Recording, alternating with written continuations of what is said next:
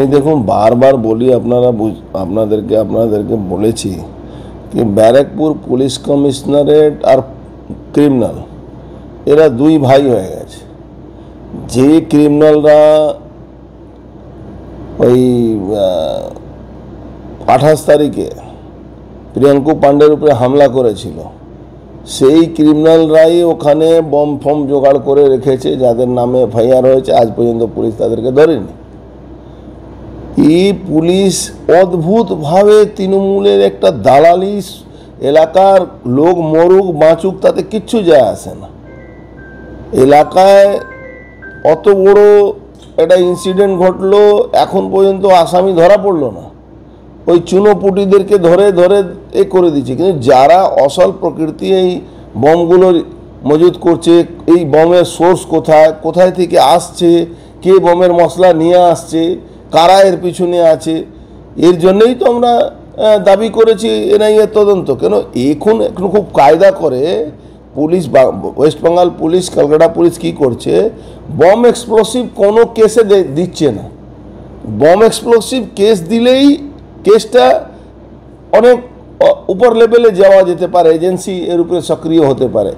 যেহেতু বর্ডারিং এলাকা, এই এলাকায় কোন জায়গা থেকে বাংলাদেশ এমনি অশান্ত আছে, বাংলাদেশ থেকে কিভাবে এখানে বাংলাদেশ আর পশ্চিমবাংলার সরকার প্রায় একই জায়গায় একই আছে, সবই ইসলামিক সরকার হয়ে গেছে। সেখানে কার কত ইনভলভমেন্ট আছে এটা একটা বড় প্রশ্ন আছে। এটা এই লেভেলের পুলিশ, যে লেভেলে পুলিশ এদেরকে প্রোটেকশন দিচ্ছে, এখানে বড় লেভেলের এজেন্সি যদি ইনকোয়ারি না করে তাহলে কিন্তু খুব কঠিন হয়ে যাবে এখানে মানুষ বাঁচার। যেখানে বোম রাখা আছে, পরিত্যক্ত ঘরটা জনবহুল জায়গা, কোনো পরিত্যক্ত ঘর নেই। আপনাকে আমি বলছি, ওখানে এংলো ইন্ডিয়া জুট মিলের লাইন আর জেজেআই লাইন আপনি সার্চ করে, যদি এজেন্সি এসে, পুলিশ করবে না, তো দালাল, একদম 200% তৃণমূলের দালাল এরা। সার্চ করলে মানে অস্ত্রের ভান্ডার পাওয়া যাবে ওখানে। বললাম তো, এংলো ইন্ডিয়া লাইনগুলোতে যে ঘরগুলো খালি পড়ে আছে, যে ঘরগুলোতে লোক থাকে না, আপনি যদি দেখবেন ওখানে তালা বন্ধ করে রেখে দিয়েছে। আর রাত্রিবেলা এদের তাণ্ডব, তিনসুতিয়া line, Anglo India line, JJI line, অস্ত্রের ভান্ডার হয়ে গেছে। পুরো ইসলামিক কান্ট্রি হয়ে গেছে একটা। ওখানে বাইরে থেকে সব মুসলিম ক্রিমিনালরা আসছে, ওখানে বম বানাচ্ছে। একটা কুটির উদ্যোগের মতন, যেরকম নৈহাটিতে একটা কুটির উদ্যোগ আছে, হ্যাঁ, কুটির শিল্প হয়ে গেছে এখানে। এখান থেকে বম বানিয়ে বিক্রি হয়।